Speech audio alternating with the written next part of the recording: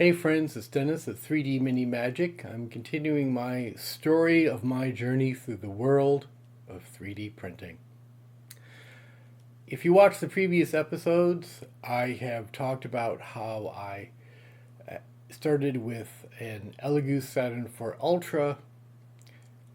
When that began to have a lot of problems, I got an Anycubic Photon M7 Pro as kind of an extra backup printer. Then both of them started to have problems. And in a bit of desperation, I got a HeyGears Reflex Turbo RS. Now, here's what's going on with the HeyGears printers. If you're in the world of 3D printing, you're probably very familiar with that brand and their printers. The reason I started to look at them was because I felt the issue was these consumer level printers that are probably fine if it's just a hobby and your machine is down for a while and you're okay with messing around with it and finally getting it back up, but it's fine if you're not printing for a while. Well, you cannot run a 3D printing business that way. Your printers, especially if you're getting a fairly steady amount of business, which I was. I was getting orders pretty much on a weekly basis.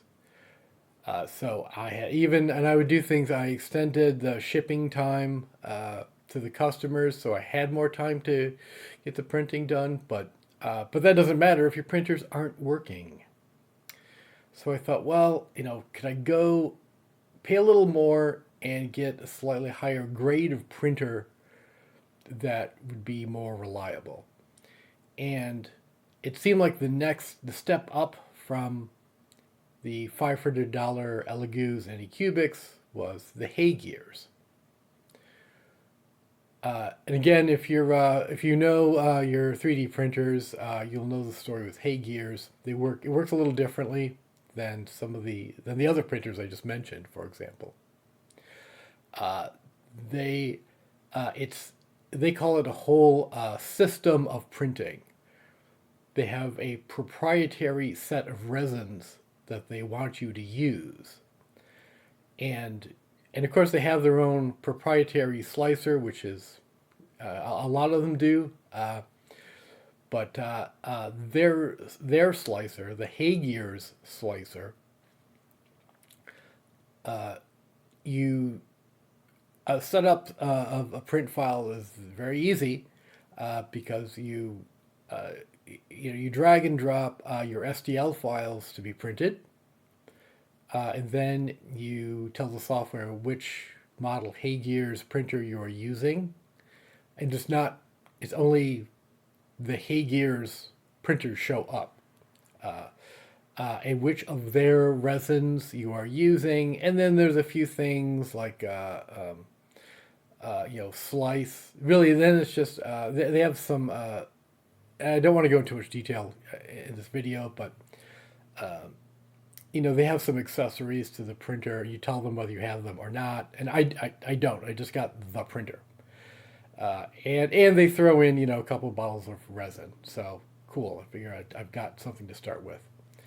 And the only other thing you can really choose in their slicer is the slice height, like 30 microns, 50 microns. And it also it depends on which of the resin you're using. So, and the whole idea is that the software will take care of everything else.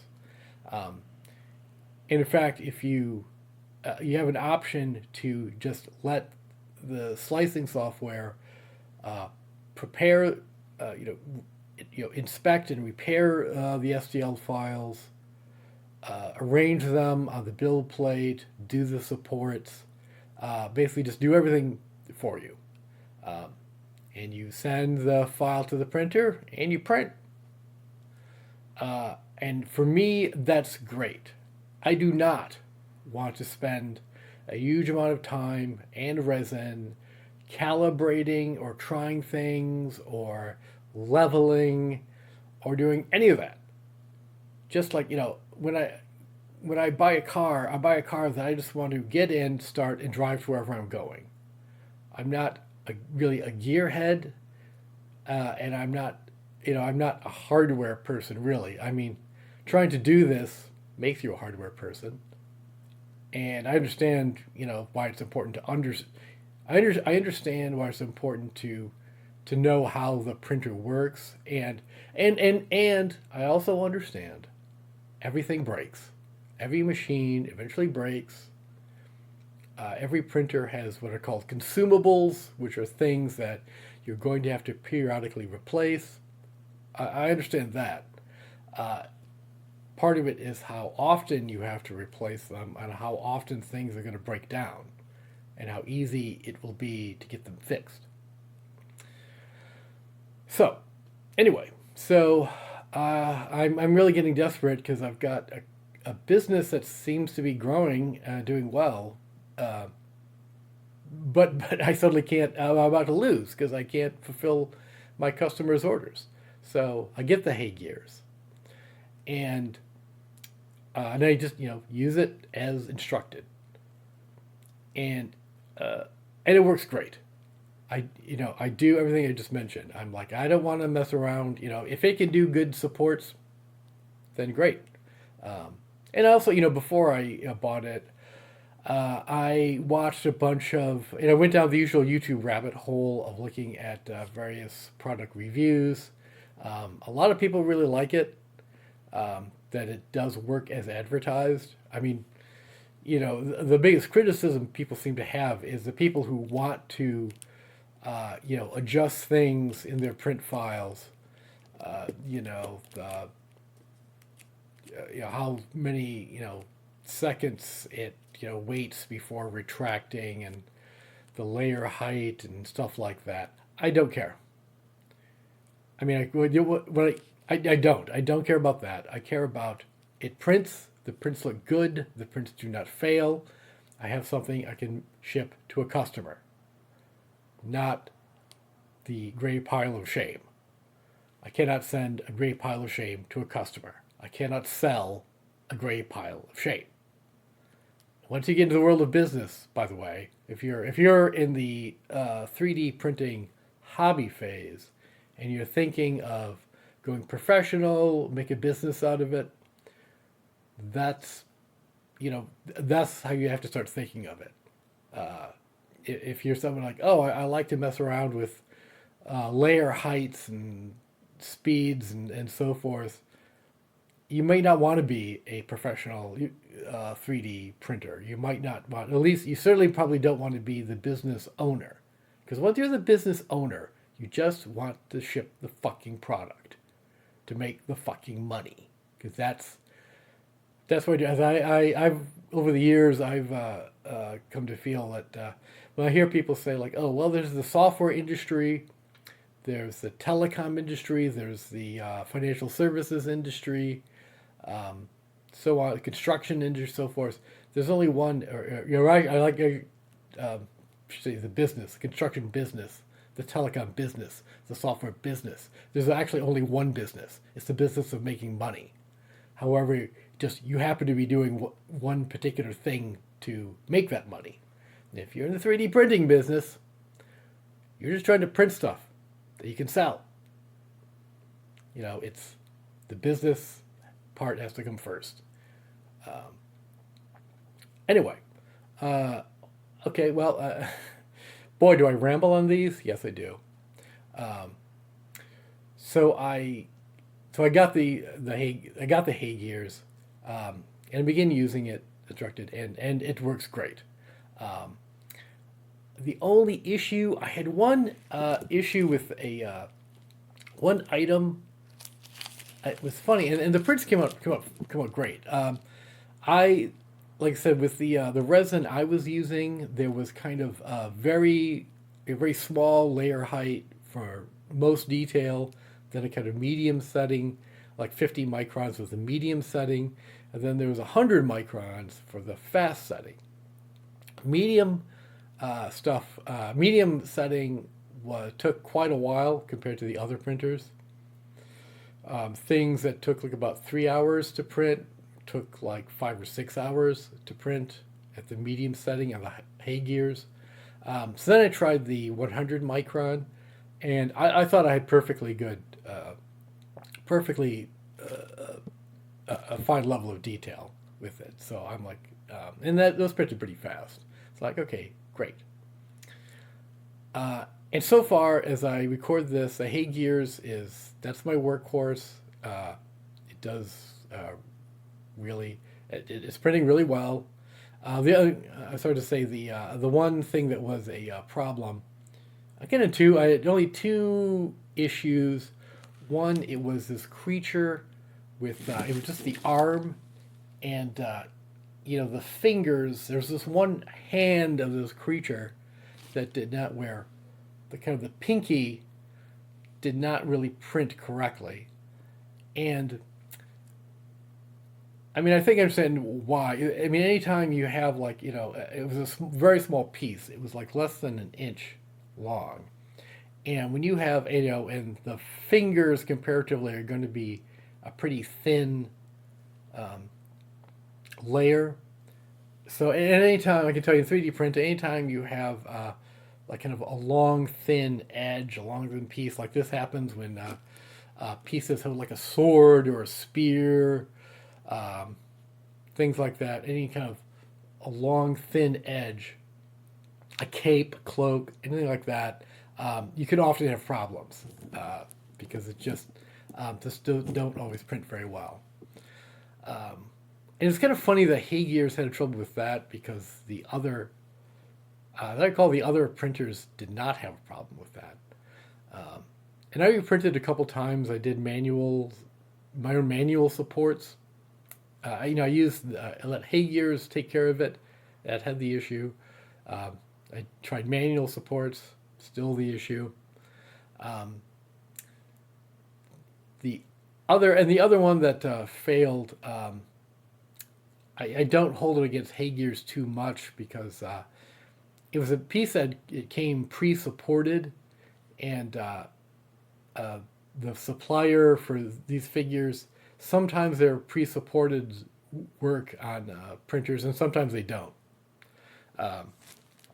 So I don't necessarily fault HeyGears that, although, part of the whole thing is like HeyGears says, oh, we can print anything. This, because the whole idea is this: the machine, as you're printing, the machine itself it has all these kind of sensors to see how much like resistance it's getting, and it can keep adjusting. So, you're supposed to have, no failures at all. Well, we had a few failures. I say 2 failures out of a lot of printing, because once I got it up and running, I had to print every day. So, and the other thing is like, so the HeyGears out of the box, and I've had it for less than a month at this point. And sort of the first month or two, even the other cheaper printers worked great for the first month or two. When we get to 3 months and there's still no issues at all, nothing breaks, I mean, I have an extra resin vat because the FEP, of course, can, those do get worn out. So that'll be the real test. Now, so that's where I'm at. I really don't. By the way, also, I mentioned in my last video that Anycubic agreed to replace my printer entirely. I got the new printer. I got it set up. Yesterday, I did a test print, and it failed. Now, it failed. It only failed in that the model stuck to the FEP. It did not stick to the build plate, and that's typically a leveling issue. So I'm going to re-level and try again. But this has been one of my issues all along. Is these cheaper printers? You've got to do all this manual stuff constantly use manual stuff to get the fucking things up and running and keep them running. I mean, we know, the Saturn IV auto levels, HeyGears, of course, that also auto levels. You just don't have to mess with this stuff. And I guess that's, the idea is like, oh, you're paying less and you're getting less, but, which lesson learned. Like I said, if you're once you go into the business, more professional realm, it's a whole new ball game. You can't just like not do it for a while if this is your business and you want to grow your business. Speaking of business, 3D Mini Magic is on what Etsy calls vacation mode, which is I'm not taking any new orders. I fulfilled all my last remaining open orders last week, and I'm kind of reevaluating my whole business model. As mentioned, I sell miniatures for role playing games, and I kept them pretty cheap. I mean, I looked at what else was online. And I try to keep the prices, down, to attract more business. The problem has been scalability, which is a word when you go into the business realm. You're going to hear the word scalability a lot. That means like, okay, you got, this week you got one order from one customer. You can handle that. And you do it well. The customer's happy. Maybe they give you a 5-star review on Etsy. Maybe you get a couple 5-star reviews, like I did. And Etsy kind of tracks Etsy does track these things, and it boosts you, or not in their algorithm. When people go onto Etsy and they search for, miniatures of tabletop games, their algorithm decides what are the first results they see, which are the ones they're going to probably buy from. So, I mean, the old issue is how much money I was bringing in versus how much money was going out. And it was definitely, I mean, I knew this all along, and I think this is common in businesses that are trying to grow, is my expenses were not at all in line with my income. And I don't do it for a living. I have a full-time job. That's my real income. But I like the 3D printing, and I think we live in a world where having multiple sources of income is a very good idea. So I'm trying to develop this whole other source. So I'm reevaluating kind of all my whole business model, including my offerings and and my expenses. Where can I shave expenses? What other items can I sell that that will sell at a higher price, but don't cost that much to produce. But the more orders you get, I'd have to, scale my production. And so that's the thing, when you resin printing, you have to buy resin. I spend a lot of money on resin. And there's even things like, I package every miniature myself. So, you have to buy the cardboard boxes, the bubble wrap, the packaging material, take them down. It typically mails to the post office. So I put it in vacation mode because I don't want to put any more money into it right now. And I just bought a new printer. So it also allows me time to experiment with stuff. I mean, one of the things is when I already have ideas for new products, but I need to test print them before I can start selling them. And my printers are always tied up trying to keep up with the orders, or they weren't working. So not easy. Anyway. So that's where I'm at, dealing with many challenges, taking a little break from the 3D printing business itself so I can retool and hopefully come out stronger. So anyway, yeah, I mean, I'm just being totally honest with people of what's working, what's not working, what the challenges are.